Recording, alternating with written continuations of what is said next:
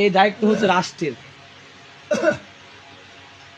আমরা তো কেউ যারা মোবাইল চুরি করে, সাইকেল চুরি করে দেখে বাড়ি, ঠিক কিনা, বাড়ি মার দিয়ে দেয়, হাত পা ভেঙে দেয়, ঠিক কিনা, কারণ কি করে চুরি করছে, চুরি করা মহাপাপ, ঠিক বলি কি বলি না? কিন্তু আমরা এদের ঠিকই করি, কিন্তু যারা কলমের মাধ্যমে কোটি কোটি টাকা লুটপাট করে খাইতেছে, চুরি করতেছে, এদেরকে আমরা আসসালামু আলাইকুম স্যার বলি, ঠিক কিনা? এদের আমরা বিচার করি না, বিচার করি সাধারণ চোরে, যে ছাগল চুরি করছে, মুরগি চুরি করছে, আলু চুরি করছে, ডাল চুরি করছে, এদেরকে আমি বিচার করি। কিন্তু যে ব্যক্তি ঘরের ভিতরে লক্ষ লক্ষ টাকা তেল, চাল, ডাল, গম লুটপাট করে রাখতেছে, এর আমরা বিচার করি, এই চোরে আমরা বিচার করতে পারি না।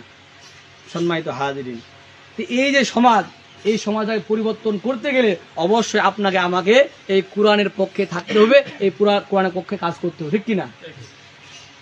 দ্বিমত পোষণ করার কোনো অপশন নাই। সংক্ষিপ্ত আলোচনার সময়